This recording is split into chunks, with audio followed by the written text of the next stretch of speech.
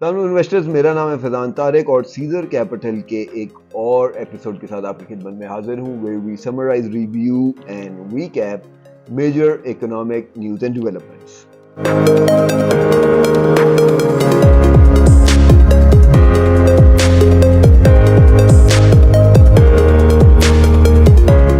जी, तो cement stocks पे नजर डालें तो एक ही डाउनसाइड रिस्क सबसे ज्यादा स्टैंड आउट करता है इनके लिए, और वो है इनकी अबिस्मली लो कैपेसिटी यूटिलाइजेशन एट जस्ट 55%। मतलब फैक्ट्री आधी बंद और आधी ऑन। यही हाल इनका माली साल 2023 में भी था, लेकिन आधी फैक्ट्री चला के भी प्रॉफिट्स इन्होंने 17% ग्रो किए माली साल 2023 में कंपेयर टू माली साल 2022 के। अब वो पूछे कैसे? वो ऐसे कि जो कॉस्ट ऑफ प्रोडक्शन इनकी बढ़ी महंगाई के तूफान की वजह से, वो सारी पास ऑन कर दी इन्होंने कंज्यूमर्स को। सीमेंट की बोरी 40% से महंगी कर दी इन्होंने। अब महंगी चीज पे महंगा प्रॉफिट ही होना है। मतलब 10 रुपए की चीज अगर आप 30% मार्जिन पे बेचते थे, तो वही चीज अब अगर आप 15 रुपए की करके वही 30% मार्जिन पे बेचेंगे तो प्रॉफिट तो बढ़ेगा ही ना ऑटोमेटिकली। अब इससे कंक्लूड कर सकते हैं कि सीमेंट कंपनीज एक स्ट्रॉन्ग प्राइसिंग पावर एंजॉय करती हैं। जितनी कॉस्ट ऑफ प्रोडक्शन बढ़ी सारी पास ऑन कर दी, लेकिन प्राइसिंग पावर की भी एक लिमिट होती है। प्राइसेस इसलिए बिला झिझक बढ़ाई क्योंकि बाकी कंस्ट्रक्शन मटेरियल्स को भी आग लगी हुई थी, मसलन steel, glass, tiles etcetera etcetera. तो कंस्ट्रक्शन डिमांड ने गिरना ही गिरना था, चाहे सीमेंट सस्ता रहता या महंगा। So why not make the most of whatever demand that there is by matching your cement prices with the rise in cost of production and therefore maintaining your margins. So full marks to cement players here. लेकिन back to our original question कि आधी factory बंद के साथ यानी 55% capacity पे operate करने वाली सीमेंट फैक्ट्रीज का मुस्तकबिल क्या है? क्या ये एक प्राइस वॉर में मुब्तला हो जाएंगे एक दूसरे का मार्केट शेयर कैप्चर करने के लिए, या पाकिस्तान की स्लो पेस्ड इकोनॉमिक रिकवरी का वेट करेंगे? The answer seems to be the latter one, क्योंकि 60% of their cost of production यानी कि कोल अपनी post covid and Russia Ukraine war के हाइज से काफी नीचे आ चुका है and is expected to remain low. इससे पाकिस्तानी सीमेंट प्लेयर्स के एक्सपोर्ट के एवेन्यूज खुल गए हैं, as they can price their cement more competitively in the international market और लिहाजा make use of their excess capacities. और ये माली साल 2024 में शो भी हो रहा है, क्योंकि exports now make up of around 16% of total sales as compare to just 10% in fiscal year 2023। और कोल सस्ता होने से इनके मार्जिन्स भी बेहतर नजर आ रहे हैं in fiscal year 2024 as compared to fiscal year 2023. So, improved margins and better export volumes are expected to keep the price wars at bay. लिहाजा सीमेंट स्टॉक होल्डर्स को परेशान होने की जरूरत नहीं है।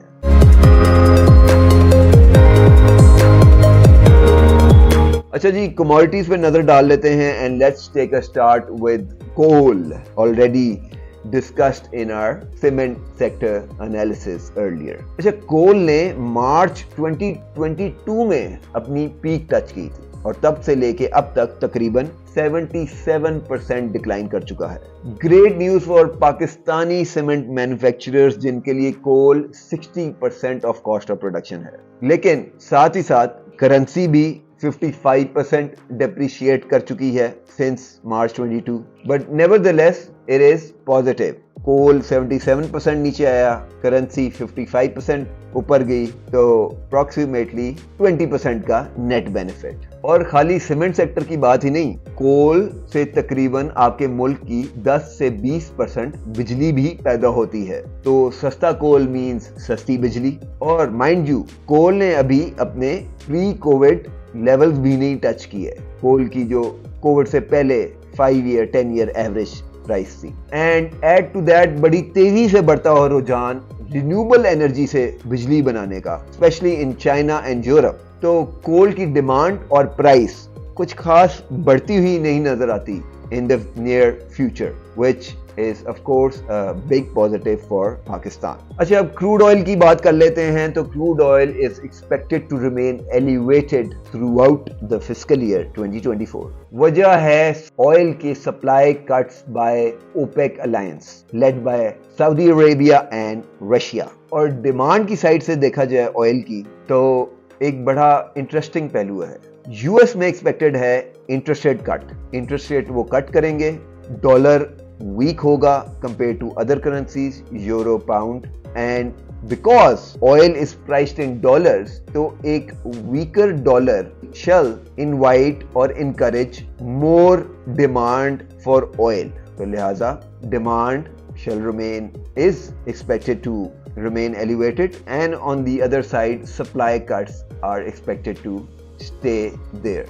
So not much great news for Pakistan from that end. Oil prices low नहीं expect की जा सकती इन द नियर टर्म। अच्छा जी, पाम ऑयल की बात करें तो पाकिस्तान के फूड इंपोर्ट बिल का एक अहम तरीन हिस्सा पाम ऑयल पे हमने $3 अरब से ज्यादा खर्चे इंपोर्ट करने के लिए माली साल 2023 में। अच्छा, और माइंड यू पाम ऑयल अभी अपने प्री कोविड लेवल्स पे नहीं आया, तो going forward any softening in palm oil prices is expected to help Pakistan save precious dollars and also bring down food inflation. और lastly, palm oil की smuggling through Pak-Afghan border needs to stop. There is no way कि Pakistan imported 3 million tons of palm oil in fiscal year 2023, all for its own consumption. So, crackdown on smuggling and palm oil reverting to its pre-COVID levels would definitely save Pakistan at least $1 billion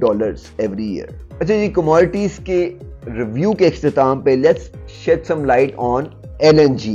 अच्छा, China की LNG की import तकरीबन 15% बढ़ी 2023 में, fiscal year 2023 में compare to 2022, but it has still not reached the levels it touched in 2021. लेकिन China is slowly marching towards its high LNG import levels with its economic recovery, and at the same time Russian LNG restricted है market में due to sanctions.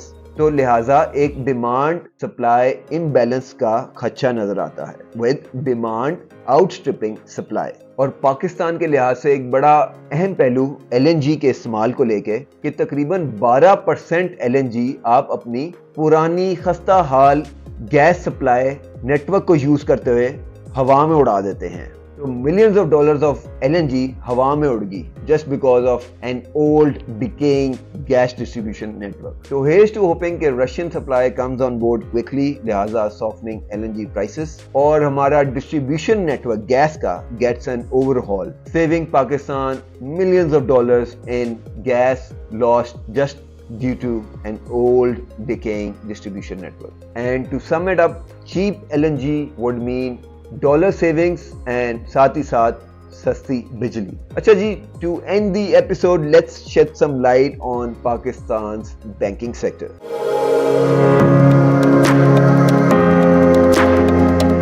जी, तो जिस तरह episode 20 में we discussed Pakistan फलती फूलती micro finance industry, उसी तरह we have an update for you on the same industry. और अपडेट ये है कि पाकिस्तान के माइक्रो लोन्स का पोर्टफोलियो बढ़ता जा रहा है non stop, as has been the case in every year in recent history.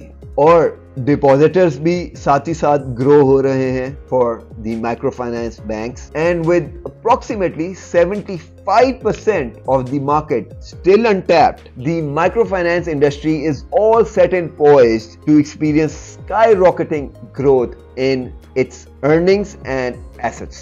अब इस माइक्रो फाइनेंस इंडस्ट्री के फ्यूचर अर्निंग्स बोनेंजा को एंजॉय करने का तरीका है to buy Pakistan largest commercial banks stocks. अब वो पूछे क्यों? वो इसलिए क्योंकि HPL bank happens to own a microfinance bank as its subsidiary. तो लिहाजा एक indirect तरीका to take an exposure on microfinance banking is getting your hands on the HBL stock. अच्छा जी, मूविंग फॉरवर्ड कमर्शियल बैंक्स की बात करें तो HBL से ही बात शुरू कर लेते हैं।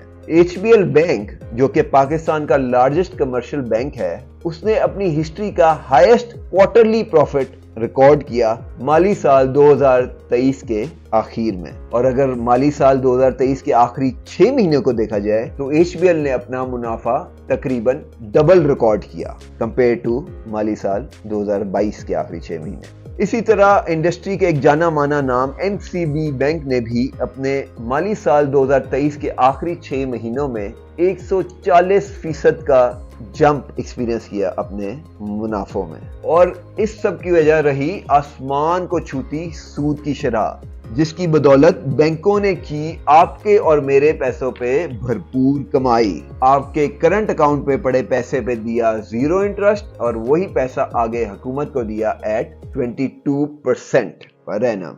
माली साल 2024 में महंगाई का जिन काबू आता नहीं नजर आता, लिहाजा सूद की शरह भी ऊपर रहने का इम्कान है। मतलब बैंक की कमाई जारी रहेगी। अच्छा, ओवरऑल बैंकिंग सेक्टर का तो रिव्यू हो गया, लेकिन एक बड़े अहम सब सेक्टर पे भी नजर डालने की जरूरत है और वो है एग्रीकल्चरल लोन्स यानी ज़राई लोन, जो कि अपनी कम तरीन सतह पे पहुंच चुके हैं बनिस्बत बाकी बैंक लोन्स के। टोटल बैंकिंग लोन्स का 8-10% हिस्सा होने वाले ज़राई लोन्स अब सिर्फ 4% हिस्सा बनते हैं टोटल बैंकिंग लोन्स का।